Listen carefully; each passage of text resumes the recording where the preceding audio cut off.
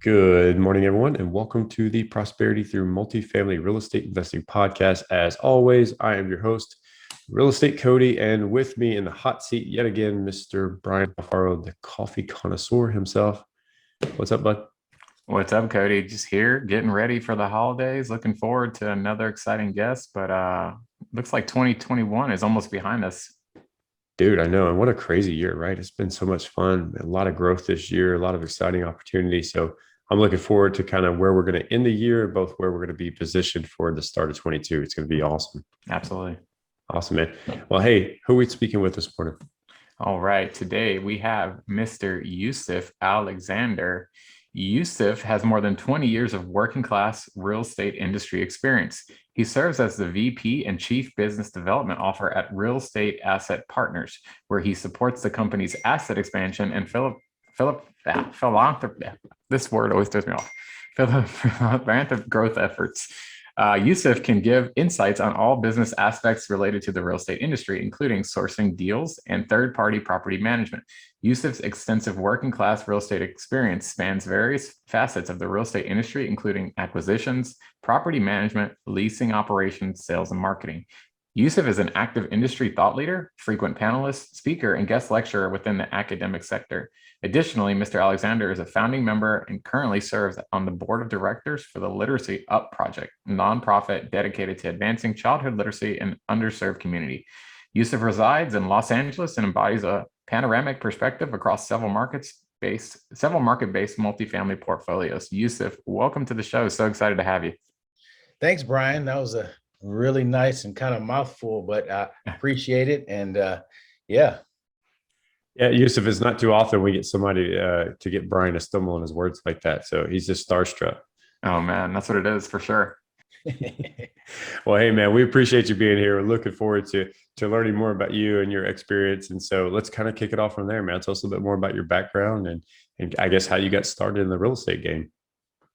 It's funny, Cody, it comes out different every time. I've been on a few panels and podcasts lately, and sometimes I'm like, wow, okay, well, you said that on the first interview this week, and now you said, you added to it. So the short journey is started in Los Angeles, born and raised in Los Angeles, and was a childhood product of the 80s and all of the nostalgic, good, bad, and in between of being in South Central Los Angeles in the 1980s. From there, I enjoyed the public school system and performed my way into UCLA. Went to UCLA, graduated in economics, and I started a math and science career as a teacher.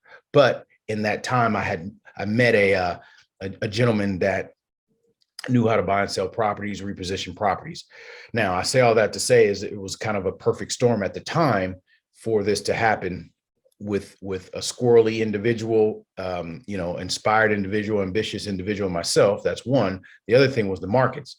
The markets, when I graduated and I started my adult, my foray into my adulthood as a professional in my early 20s, there was an earthquake that happened in the 90s in Los Angeles. So my ambition, I met a gentleman, the earthquake, and then the interest rates put the community in a very, very blighted situation. So since that happened, it was an abundant place for opportunity. And what I did was I cut my teeth in buying and selling real estate in those blighted areas. From there, I started a business, a small boutique real estate company, and I continued to do that, bought other businesses, kind of was a serial entrepreneur at the time, started to travel, and then figured out that I wanted to scale. And then that's when the multifamily iteration came into the journey. Bought some units in nearby state, which was Arizona. Then I went a little bit more west, or actually to the Midwest, and went to Chicago, Illinois. I went more east, went more east from Arizona, went to Chicago, Illinois. And then from there, I went to North Carolina and started to buy garden style apartments, multifamily. And then 2007, 2008 hit. And there was another great recession, and the opportunity became abound in the multifamily space. And I had, some experience there.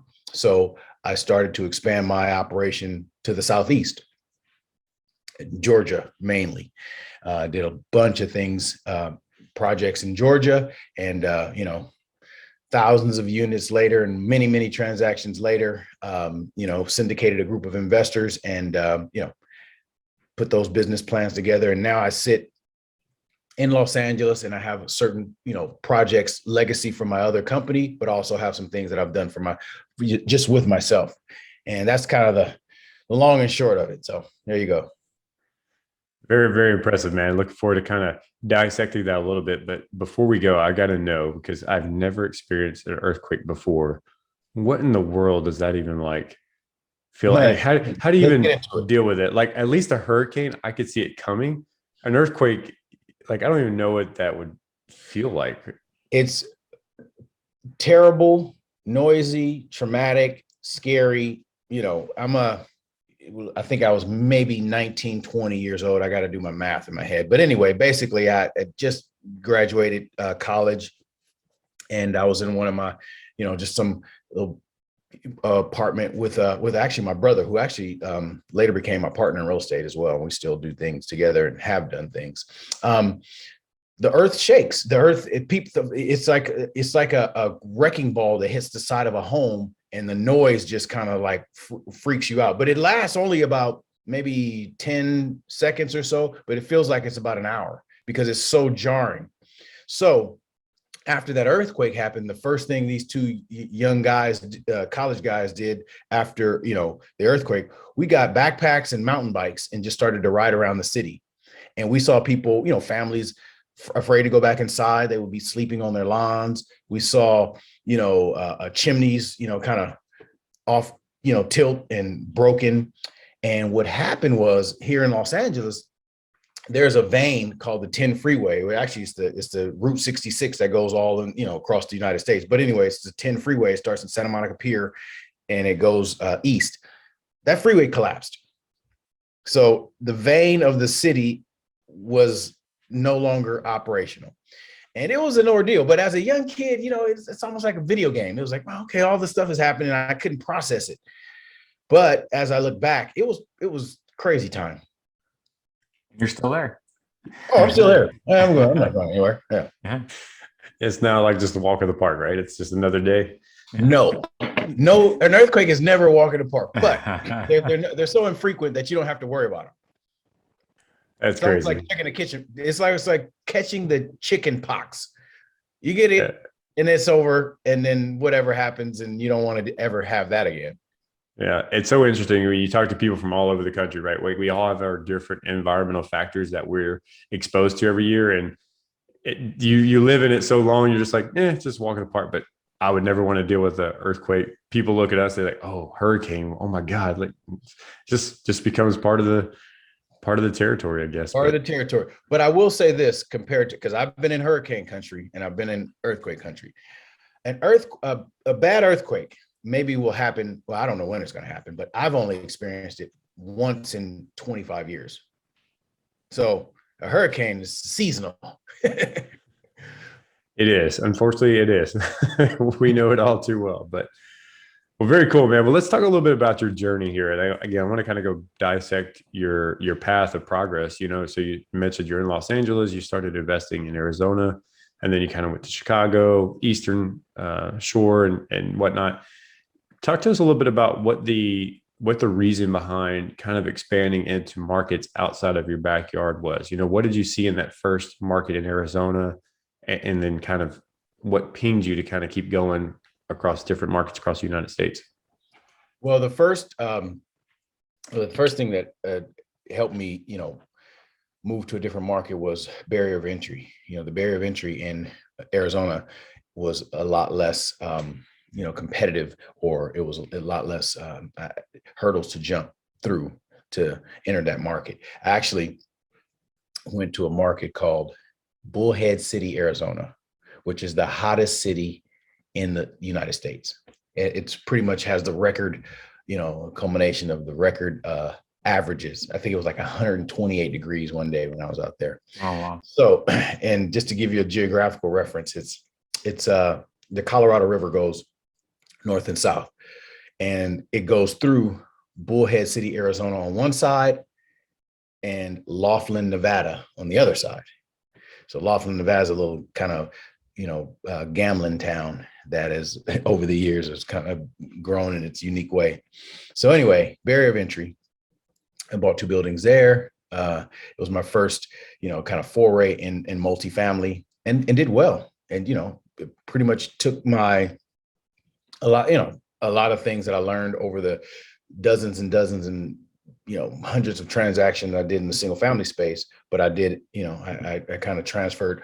It was, some of the things weren't transferable skill sets, but a lot of the things were, and it was good to get that, that knowledge in that small multifamily. So that was the reason we went to Arizona, and I could drive there. I was 23 years old. I was, got in my car, got on the freeway and drove.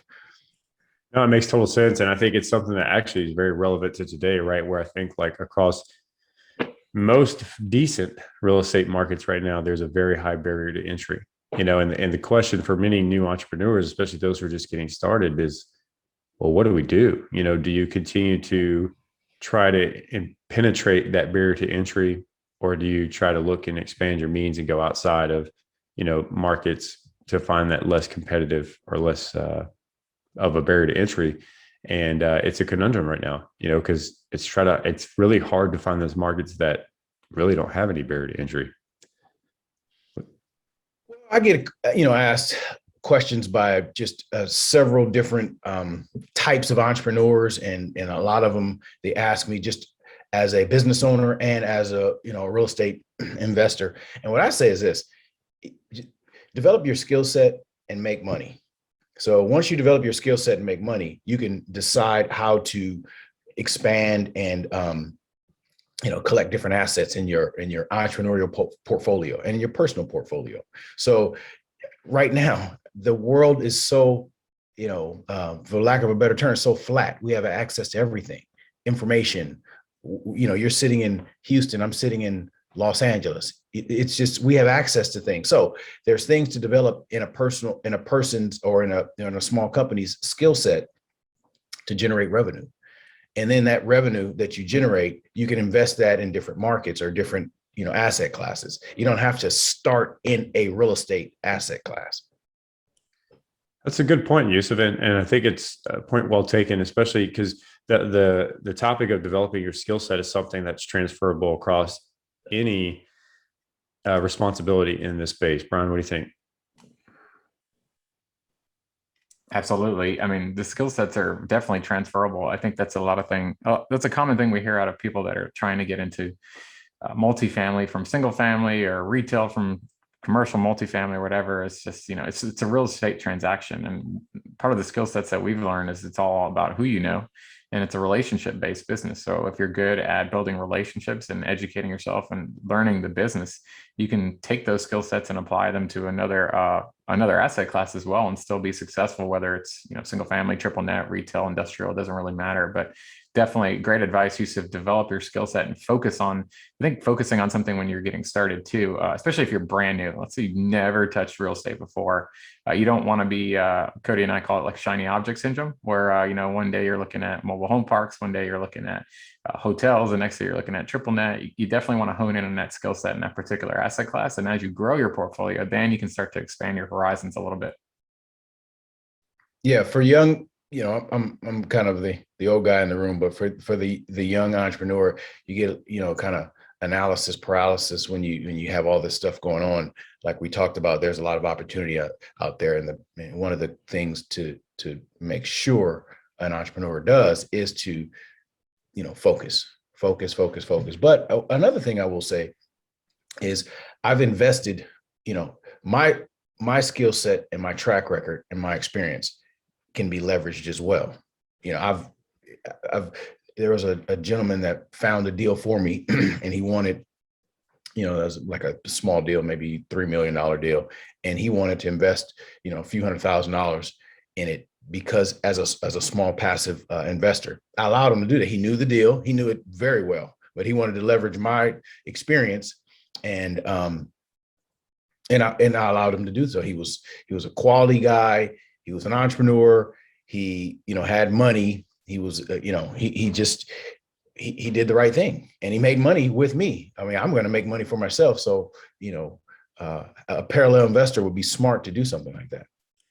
I'm really glad we're talking about this right now, Yusuf, because this is a message that we preach all the time to people in our network, because it's how we got our start, right? Is you figure out what your value proposition is, and you go add that to the experienced people in your space that you can leverage their time and experience to find a way to partner together. And I think right now, with as competitive as this landscape is, it's getting harder for the newer investor in the multifamily space to get through those barriers of entry. So one of the ways I think you can help break those barriers down is, like you said, aligning with experienced people like yourself that can help you get over that hump. But so from your perspective, being that experienced operator with the track record that you have, I can imagine you probably get solicited often with people that say, "Hey, I would love to do a deal with you," Yeah. or "I would love to do this," right? So talk to me about what it is that when people are approaching you to become a potential partner, having no experience, what is that value add proposition that you're looking for, that would allow you to take that into consideration? I mean, I'm such a, I'm in a space in my life where I love a healthy amount of stress, but I like to choose my stress. I like to choose my challenges, and I like to choose my projects. So in that mindset, if a talented individual came into my space, came into my world, I would have to evaluate it from those terms. They may be, locally. Okay, well, that may work. Or they may be in a submarket that I'm interested in: Austin, Texas, Houston, Texas, Dallas, Texas, or any of those submarkets. So it depends on, where the talent, the individual, the investor is positioned, and where, what terms that I'm looking to, to deal with. Sometimes I don't want to deal with it. I like to do things myself. I'm at the point now. I mean, when COVID hit, I had partnerships, and, great things rocking and rolling. And, the scale is a larger scale. And, I like to have very, very high returns, and everybody high fiving. The investors are making money. But sometimes, I'm like a lab guy. I like to be, in control of all of the little levers and all the variables happening in my experiment called my business plan that I'm executing. And it's kind of I get a rush from it. So sometimes, I do things exclusively, or some projects I'll invite in, another, talent, individual, investor, partner, so to speak. Yeah, I I like don't that. need anybody is kind of is what I said. Well, I'm sorry. I always need, there's always things that you could, add on to your business. There's always add-ons, but I'm not looking or desperate or just in a space where I need that to happen for things to operate. That's such a great nugget. And I'm really glad you mentioned that, because this is where I think people need to really listen to that message, because waving around a deal and say, "Hey, I've got this great deal, Mr. Experienced Operator, will you come partner with me?" That's not a value add component. That's not going to draw in people like yourself to want to work with them, right? And so, and we encourage people all the time to really think about, you guys are experienced operators with an extensive track record. You've been in the business for a long time. You're exactly right. You don't need other people, and so finding the right people that you want to work with is going to be even more particular, because you're not just going to bring anybody into your network or your partnership. And so I think it's just important for when people are out there networking. Brian, we talk about this all the time, right? Being intentful and sharing it, what is your value proposition, and finding a way to leverage that value proposition to get in with these circles. What do you think? Absolutely. Absolutely. And not every deal is for every investor. It may not make sense for Yusuf, but it might make sense for the next guy, right? Because everybody has an investing thesis. So understanding what your value is, making it very clear. People like Yusuf, you guys don't have time for hour, 2 hour lunches and calls and all this stuff. Like, be very transparent with what you're offering, what you need, and be very clear about what you're asking for, so that you're not wasting other people's time. Because like we've been talking about, your time is very valuable. You have everything you need. So if somebody truly does have something of value that you truly are interested in, get that message across very clear, so that we're not wasting anybody's time in the room. Agree. Well, Yusuf, going back to your journey, man, like you said, you settled in Arizona to start. You were finding those markets with less barrier of entry. Why not the concentration in just Arizona? Why the decision to then expand further into a market that's even further away, like Chicago? Like, what was that path of evolution for you? Well, I had experience in Chicago. My mother's side of my family is from Chicago. I visited there a few times. I saw the growth of Chicago as the premier market in the Midwest. With the density and the different layers of the driving factors of the economy, education, medical, banking. There's just a lot of things going on in the late 90s when I had some properties there. So, and then I'm going to just share this. We're talking here. I went to Chicago one time, and I saw the winner of The Apprentice. I'm like, this is where I need to be. Here's in this little neighborhood. It's called it's called the Gold Coast is on the lake, is Lake Shore in Chicago, but there's a little swanky hipster neighborhood. And I'm like, man, where am I going to live? And where am I going to, kind of set up shop? And I saw this guy. I'm like, man, this is the neighborhood I'm going to be in. He's over here and he's drinking good coffee, and all the chicks are kind of over here, and this is where it's happening. This is where I'm going to be. So that was one of the things that helped me establish myself in Chicago, along with the other things. Fair enough. So you had a familiarity with the market, and you had something that drew you there. That's great. It's market selection is important. Obviously, right now we talked about that, right? It's you want to be in the right markets, sound markets, and whatnot. But in speaking to your investing thesis, going from market to market, when it comes to sourcing the type of deals you were looking for, was that a constant variable for you across each market, or did the strategy change as you went into Arizona to Chicago, then the Carolinas? Talk to us a little bit more about your investing criteria along the way. Well, my investment criteria would always, and we can get really technical about my investment criteria, but I'll tell you, my wizardry comes in sourcing deals. I don't come from a trust fund account or a country club, book of country club capital investors that are ready to write checks, which is a great place, part of the equation to bring to an investment group capital. Deal sourcing is one of them as well. And I've been able to, hone my skills and understand what that entails, over 25 plus years. So when I go into a market, I know how to source deals. So talk to us a little bit of that. And what does that actually mean? How are you going about sourcing them? What's the most effective resource for you to do that? And you don't have to share your secrets if you got any, but just give us the high level. Again, it's almost like being a great a great actor or whatever your professional endeavor is. I know exactly how to speak and how to kind of sift through, the wheat to get to the shaft, to figure out who I'm going to speak with, where I'm going to, plant my flag and where I'm going to drill down deep. I mean, it can start, of course, with retail listings and then, brokerages and offices and owners of companies and things like that. But I'm going to get, I'm going to talk easily to, I remember when I was in North Carolina, there was a gentleman, he said, man, I've been living here for, 25 years. And, how did you find this deal? I said, because that's what I'm looking for.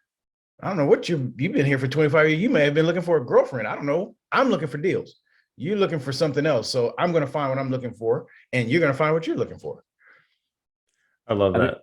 I think it's a great message. I always tell people you get what you ask for, right? So if you open enough doors and I like to use the term gatekeepers. Every city has gatekeepers, right? The movers and the shakers, the guys that have the deals, the brokers, the investors, the sellers. You just got to dig deep and find those people that are making it happen, that own these assets. And then you start the relationship building process. And as you mentioned, you know how to speak to these people where they take you seriously, right? You're not some guy sounding uneducated. You know what you're talking about, and you're somebody who comes off professional who they want to do business with.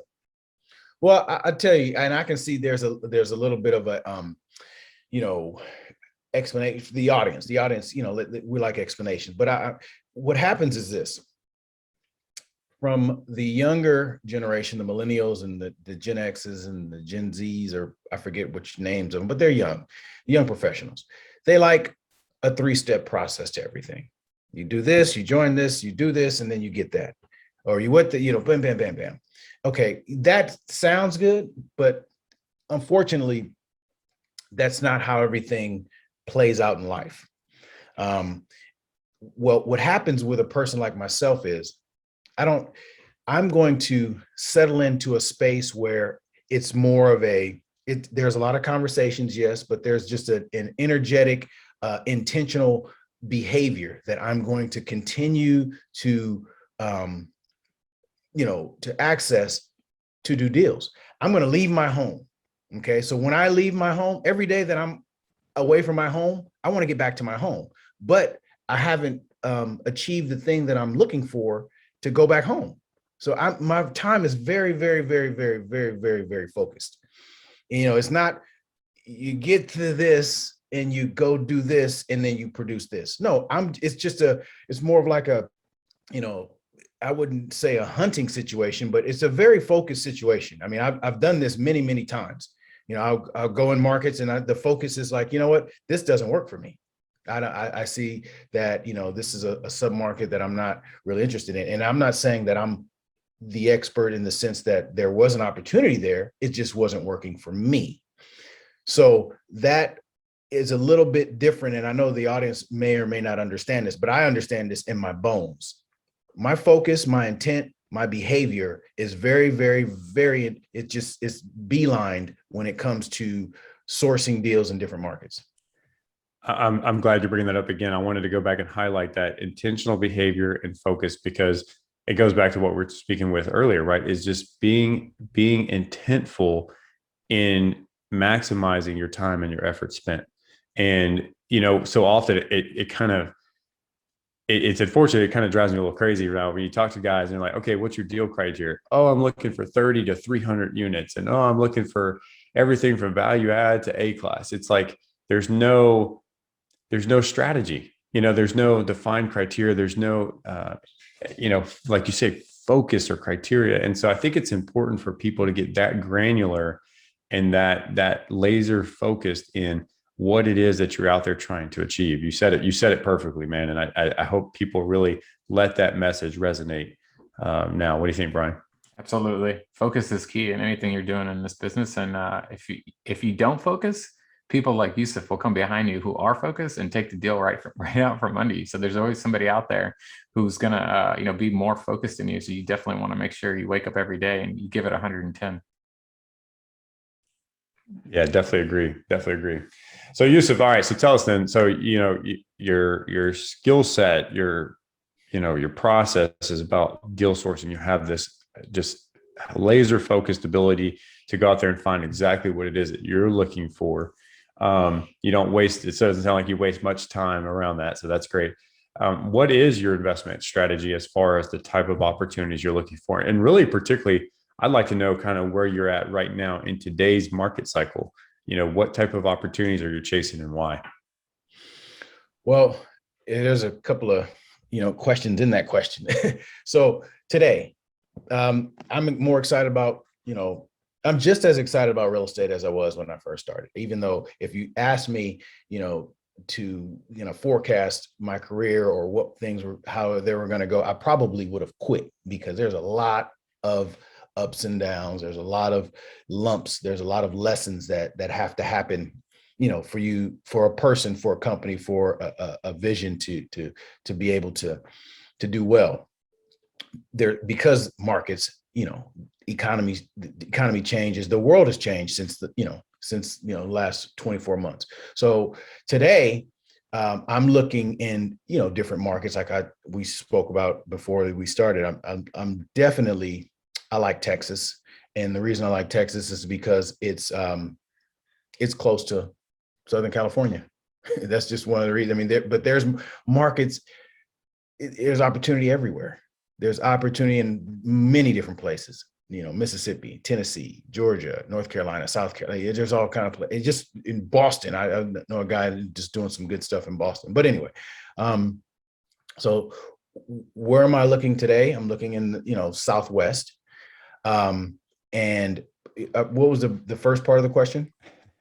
What type of opportunities are you looking for? Are you looking for that value add play? Or are you looking for more your stabilized play? And kind of the reason why that kind of ties into in today's marketplace. Well, my taste and my appetite for healthy stress will dictate, whether I do a heavy value add or whether I do a stabilized, because my portfolio now could, accommodate either or, and it just depends. But yeah, I'll do a heavy value. I've turned down some heavy value adds because I'm saying, yeah, you know what, that's a little bit above my threshold. I just did a mud run. And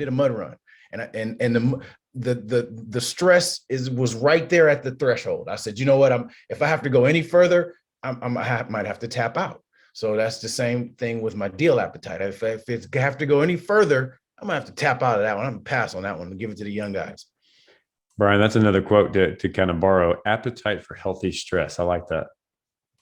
Absolutely. I like that a lot. I think knowing where you're at in life, especially, just what's the family like, what type of stresses are you going through? Absolutely. That stuff is so important. People underestimate or undervalue the importance of quality of life, and the deals that you buy need to reflect what type of quality of life you're looking for. Isn't that right, Yusuf? Yes, absolutely. The last deal I closed was a small deal. The guy was an older guy. He just wanted to sell it to an experienced person so they wouldn't just tank the small, deal. It's like a $3-4 million, it's a $3.5 million deal. But the guy wanted to do the financing, most of the financing for me. I said, I don't need you to do the financing. He said, I just want to do it to make the deal go quicker, so I can be out of it. You can be into it. And we can transfer this asset to a very experienced group. I said, that's fine. I'll do it. I mean, that's less stress.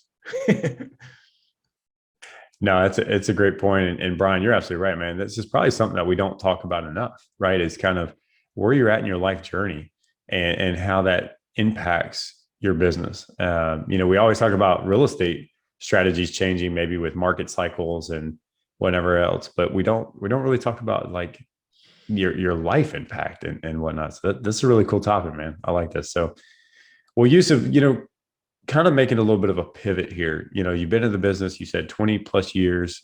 You've kind of gone through various markets. I'd imagine you've gone through several different cycles now. Is there anything particularly about today's market cycle that is surprising you or concerning you at all? Well, the surprising thing is that there's still a lot of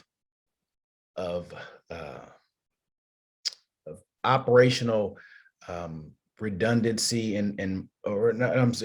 there's suboptimal operations in real estate. There's things that the operational part of the real estate process is not up to date with technology, society, living standards. And there's a lot of space for growth and a lot of opportunity.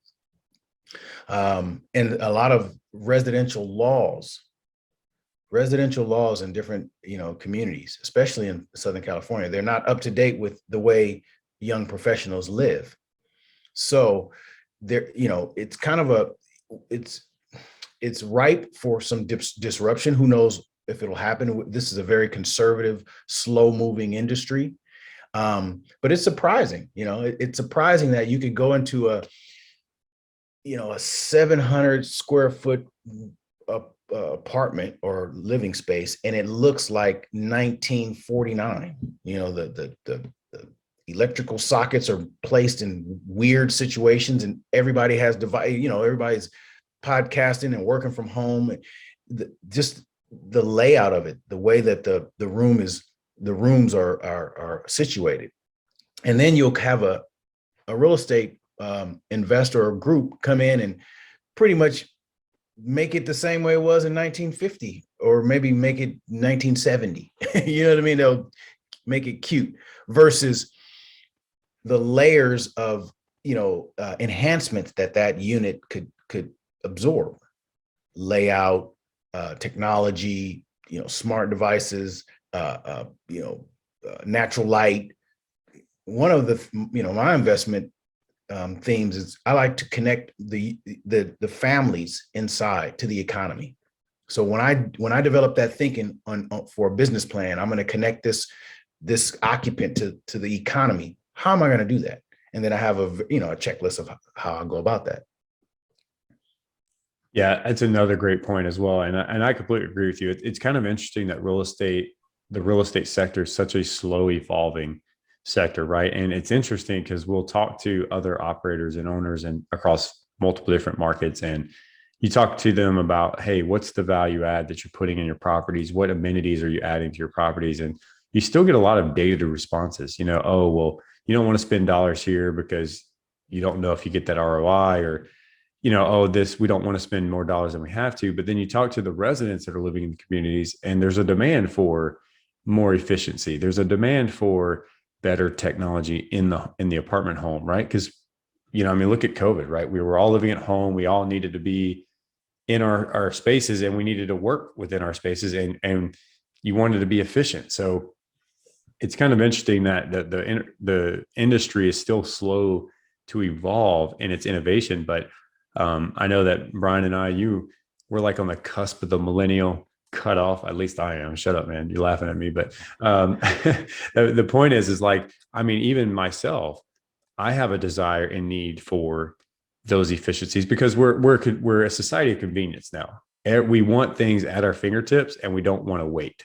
And to your point, Yusef, I think being able to provide those innovative solutions and ways that you can incorporate that into your residence or your apartment community, is going to be a game changer for you versus the next guy. Here's the deal. That's where the opportunity is in all markets, in all industries. The gap between what's needed and what's being provided. And that's why people say, well, the market and, interest rates are, low and money's cheap, or, where can you go and find deals of value add? I'm looking at the market saying, I have very, very sharp, young, ambitious professionals. They're going to live somewhere, and the place that they're living could be much better. So there's millions of them. If I provide that, my customers will, I'll be fine. So all of the other, kind of, future catastrophe. Oh, the market's going to crash, and this.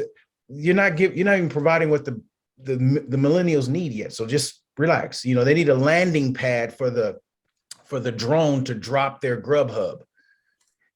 You know what I mean? They need a smart, plug or whatever to just say, for the e-bikes to be able to be accessible for them, so they can go and hook up with their buddies and go have volleyball or squash ball or whatever they would want to do. Like that's not there yet. So why are we panicking? Brian, I'm calling it on the show right now. Yusef, we're going to be the innovators of having a landing pad for a drone to drop off food delivery. Right now, that's the immunity of the future. I love it. I'm telling you. And that little space, I'd pay $1.50 for. I can just go grab my bag and my little Amazon Prime stuff. I'm done. I don't have to walk. Please. Oh, that's awesome, man. That's the greatest thing I've heard all day. but the point is that you're so right. And here's what else is important. You hear this so often where, oh no, that's just for the A-class demographic. That's just for the A-class communities, right? You're seeing this demand for technology and convenience in the workforce housing space. It's trickling down into the residents that living in the B-class communities, the C-class communities, again, because being a society of convenience doesn't just it's not isolated just to one demographic. And it doesn't cost. This is what people don't understand. This is why there's so much opportunity in real estate. The cost to amenitize residences is not, you're not building gold-plated toilets and stuff. This is not what it is. An amenity is not a gold toilet. An amenity is something that, like you said, creates convenience, creates, the from the time that you order to the time that you're satisfied, that time shrank. Like, that's convenient. So it could be placing, everybody has dog. You're placing doggy bags in the, at the landscaped spot at the facility, the campus, so you can just boom, and then they better be compostable and whatever the millennials want, and you know what I mean, the right color, and they whatever, you know what I mean. That doesn't cost anything. It's pennies. Yeah, That's a gold-plated toilet, and that's where there's where the huge gap is in this community, because this community is thinking, I'm not gonna put a gold-plated toilet in there with the A class, and no one cares about that. Yeah, that's a great point. And to your point about the millennials, I mean, I think, Brian, correct me if I'm wrong, the millennials are now the biggest, or makes up the majority of the population of the United States, right? The baby boomers are kind of starting to Die. Yeah. Yeah. So you have the millennials that are coming in and now it's filling in that spot. And like you said, there's just the change in our expectations and what we want to help make our lives better every day is different. So yeah, with home prices rapidly rising as well, I mean, it's getting unaffordable, even in places like, Houston's a great example. 5 years ago, you could have bought an amazing house for under $300,000. Now a starter home's $320,000, right? And wages aren't growing rapidly enough with the prices of real estate. So people are going to be renting. And when they're renting, we're talking about a specific group of people, a specific age class. We're a society of convenience. We're a society of luxuries. Can I pay an extra $2 to get my, whatever delivered to my front door? Heck yeah, I'm going to do that. Can I pay $15 so I don't have to put my trash in the dumpster and you come grab it from my front door? Heck yeah, I'm going to do that, right? So everybody's thinking about this thing a little bit wrong. And I'm glad that Yusef highlighted this, that there's still a lot of, they use the term value add, sort of subjectively, but a lot of value add to still be had around the amenity space that just people aren't taking advantage of yet. So it's definitely going to be interesting over the next few years. That's why guys like Yusef's going to be standing on top being like, I told y'all. I'm the long haul versus the, I don't necessarily need to be the greatest, the claim to fame, all that. I'll be there. I'm a small fry, but I'm going to keep on shooting. Love it, man. Love it. Well, we're right there in that bucket with you, buddy. So, well, Yusef, man, this has been a great conversation, man. And really enjoyed, all the different points that you brought up. You dropped a lot of great nuggets here. And, I know I took away a lot of good quotes too. So, but, before we head off, we got a few more questions for you, and then we'll wrap up. Okay. Okay. All right, man. So one thing that we do like to ask all of our guests is, what do you like to do for your continued education to further your own investing? I like to listen to, macro, a lot of the macro points in the leaders, and see kind of how they're digesting, the economy. I also like to visit different markets, and I like to talk to residences. I like to, I'm more boots on the ground type guy. I'm an economics guy, so that stuff is easy for me, and I hear it and I take it. It's not the crystal ball for me, but that type of information I'm very familiar with. So it's kind of, the backdrop of what's going on, but I'm a boots on the ground guy. I like to have conversations. I like to, go around and see what's going on. I'll apply for, not physically, but I'll go and say, hey, are you guys taking applications for leases? What's the rent here? What's the amenities? Talk to me. Yeah. Love it, man. Love it. So my education is a balance between the two. Perfect. That's great. Looking back on your journey, was there one moment of time or one event that changed the trajectory of your business? I mean, there's been many. There's been so many. I mean, I've been doing this for a while, and sometimes when I'm in a conversation, something will come up and I'll remember, and then I'll kind of highlight that. But as we speak here, I mean, there's been some dark days. There's been some days where, you got 7 figures on the table and it's about to not be on the table anymore. so, and then you have some days where, your expectations were very much, overshot, and then you made out great. So it's definitely not for the faint of heart. That's for sure. It takes some tenacity to stay in it, especially with that long. So, well, what advice would you give to the listeners to help them grow their businesses? Well, I don't know how our listeners are positioned. I don't know what type of, group market, that they're dealing with, multifamily, small multifamily, commercial, mobile. I don't know what people, because sometimes people ask me, you're in real estate, huh? I'm like, I don't know. What does that mean? Am I a Christian? Am I a Buddhist? Like, what? That's too general. I don't know what that means. And what I would tell an entrepreneur, because that's what I am, what I would tell a business owner, because that's what I am, is, continue to have eyes open, continue to be curious, continue to, have a very, kind of pliable ego. It's okay to have a little ego because it sometimes keeps you focused and ambitious, but you want to humble yourself because things are changing. You just gave an explanation of what you want. Okay. But what you want is not what, the guy or the gal with the ego and the capital traditionally wants. But if can be a bridge between those wants, then the economy, this market, this multifamily market, this residential market can have a much more of a, it'd be more an opportunistic space. It's great advice, man. Great advice. Well, Yusuf, tell the listeners how they can learn more about you and get connected with you. People can email me. My email address is yusef@reap.capital. You put in the show notes. Talk deals. I love to talk deals, usually mid to larger deals, size deals.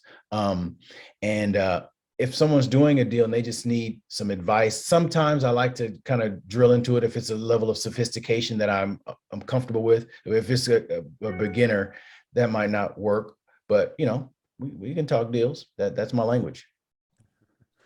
Love it, man. Well, thank you again so much for tuning in with us today, Yusuf. Appreciate the great conversation. Definitely look forward to staying connected with you and continue to see your growth and what's next for you. So, Brian? Yeah, I appreciate your time, Yusuf. Very valuable information. You had a lot of value to not only us, but our listeners. So we definitely appreciate you having you on. Yep. Well, thanks for having me, guys. And let's stay connected and we'll go from there. Thanks, Yusuf.